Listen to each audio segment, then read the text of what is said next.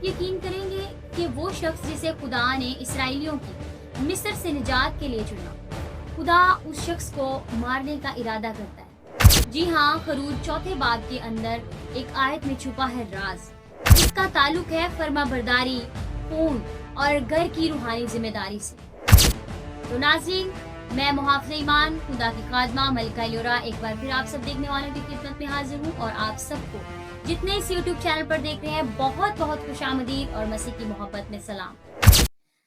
तो नाज़रीन, आइए हम चलते हैं आज की वीडियो की तरफ, आज के पैगाम की तरफ। तो आइए मेरे साथ निकालिए बाइबल मुकद्दस में से खरूज की किताब, उसका चौथा बाब और उसकी 24वीं आयत को हम पढ़ते हैं। क्या लिखा है यहाँ पर? कलाम में लिखा है, और रास्ते में मंजिल पर खुदावंद उसे मिला और चाहा कि उसे मार डाले। जब हम इस आयत से थोड़ा पीछे जाते हैं, इस सारे वाक्यों को देखते हैं, सारे सिनेरियो को हम देखते हैं, तो हमें पता चलता है कि कैसे खुदा ने मूसा को बुलाया, खुदा ने मूसा को मुकर्रर किया, मूसा को चुना कि वो जाकर इसराइलियों को मुल्क मिस्र से, उनकी गुलामी से रिहाई दिलाए, निजात दिलाए। खुदा ने मूसा को अथॉरिटी दी, अपना असा दिया, खुदा ने उसे निशानात दिए, खुदा ने उसे चुना। उसकी जिंदगी के अंदर खुदा की बुलाहट थी, वो बड़ा खुदा का अजीम दोस्त है। खुदा ने जब उसे चुन लिया, उसे भेजा, तो फिर जब वो जा रहा है मुल्क मिस्र के अंदर, तो ऐसा क्या हुआ कि खुदा रास्ते में उसे मिला, खुदा उसे मार डालना चाहता है।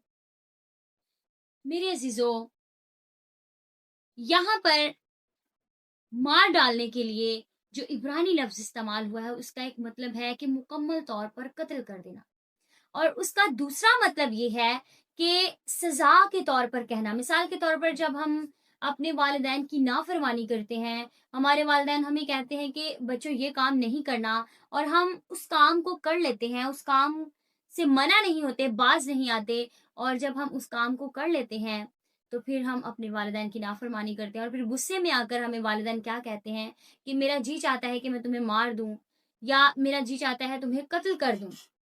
तो इसका मतलब ये तो नहीं होता कि वो हमें कत्ल कर देंगे, लेकिन उसके अंदर भी उनकी मोहब्बत होती है, और उसके पीछे बात ये होती है कि वो हमें सिखाना चाह रहे होते हैं कि हम किसी बड़ी सजा से बच जाएं, किसी बड़े हादसे से हम बच जाएं।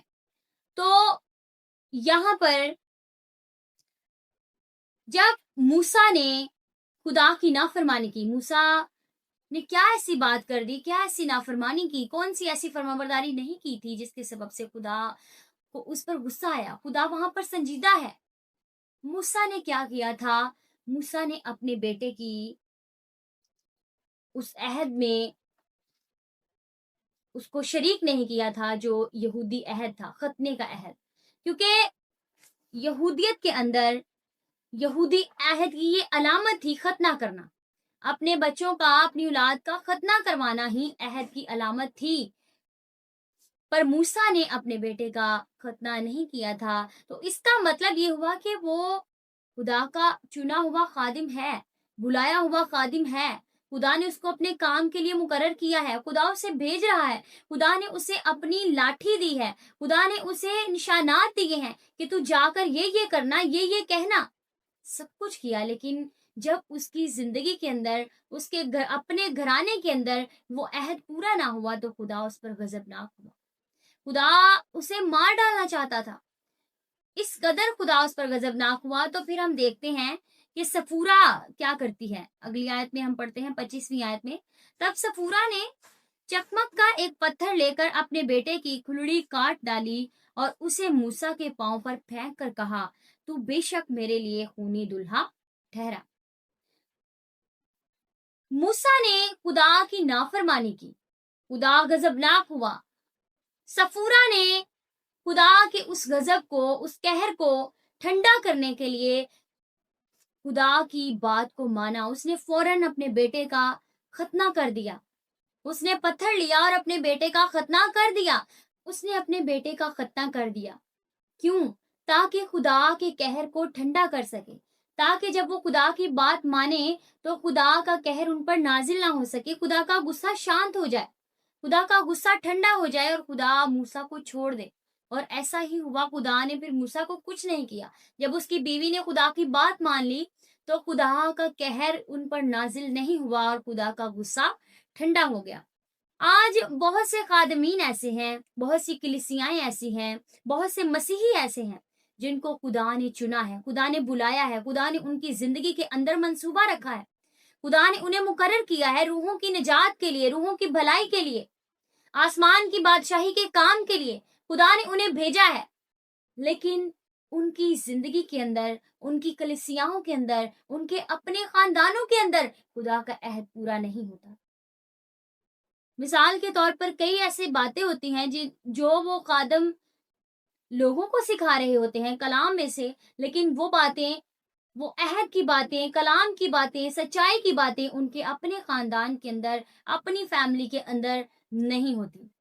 मिसाल के तौर पर एक खादिम अपनी कलीसिया को या लोगों को सिखा रहा है कि नशाबाज खुदा की बादशाही में दाखिल नहीं होंगे, लेकिन उसकी अपनी जिंदगी के अंदर वो मन पर कुछ और है और घर जाकर कुछ और हो, घर जाकर वो सिगरेट पीता हो, लेकिन मंबर पर खड़ा होकर वो बहुत सच्चाई के साथ, दलेरी के साथ, जोरों शोर के साथ कलाम सुना रहा हो कि नशाबाज खुदा की बादशाही में दाखिल नहीं होंगे, लेकिन खुद जाकर सिगरेट नोशी करता हो।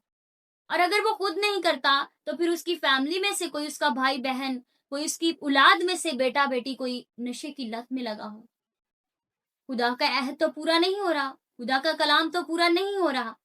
या फिर मुझे तो ये लगता है कि जो खिदमत गुजार लोग हैं वो ये समझते हैं कि हम खिदमत में हैं तो हमें माफ़ी मिल जाएगी, या पादरी साहबान की औलाद ये समझती है कि हमारे वालिदैन खिदमत में हैं, हमारे माँ बाप जो हैं वो खुदा की खिदमत करते हैं, उनके सबब से हमें माफ़ी मिल जाएगी या वो हमारे हिस्से की माफ़ी मांग लेंगे। तो ऐसा हरगिज नहीं है मेरे अजीजों। अगर खुदा का फजल हम सब के लिए है तो खुदा का कहर भी उन सब लोगों के लिए है जो उसके अहद को पूरा नहीं करते, जो उसकी बात नहीं मानते, जो उसके हुक्मों पर नहीं चलते। बेशक मेरे अजीजों, आप अगर बुलाए हुए हैं तो ये ना समझें कि आप मूसा से बड़े हैं। अगर मूसा बुलाए होने के बावजूद अगर खुदा के अहद को पूरा ना करने पर खुदा उससे गुस्सा हो सकता है, खुदा उससे नाराज हो सकता है, खुदा उसे सजा दे सकता है, तो आपको भी खुदा सजा दे सकता है। खुदा का कहर आप पर भी नाजिल हो सकता है अगर आप उसके हुक्मों को नहीं मानते, उसके अहद पर नहीं चलते, तो आप पर भी खुदा का कहर नाजिल होगा। इसलिए अगर आप खुदा के कहर से बचना चाहते हैं और आपको समझ आई है कि अगर मैं या मेरे घर के अंदर खुदा का अहद पूरा नहीं हो रहा, मेरी जिंदगी के अंदर खुदा का अहद पूरा नहीं हो रहा, तो आपको आज जरूरत है कि आप अपनी जिंदगी के अंदर, अपनी कलीसिया के अंदर, अपने खानदान के अंदर तब्दीली लाएं, खुदा के अहद को, खुदा के कलाम को पूरा करें, ताकि आप खुदा के कहर को ठंडा कर सकें और किसी बड़े नुकसान से बच सकें और किसी बड़ी सजा से आप बच सकें। इसलिए अजीजों, अगर आज आपको समझ आई है कि हमारी जिंदगी के अंदर इस तब्दीली की जरूरत है, तो आप उस तब्दीली को लाएं। ना हो कि आपकी जिंदगी पर भी खुदा का कहर नाजिल हो और फिर आपको सजा मिले। तो नाज़रीन, अगर आज की वीडियो आपको पसंद आई है तो आप ज़रूर इसे लाइक और शेयर करें और कमेंट में आप ज़रूर आमीन लिख सकते हैं। God bless you all.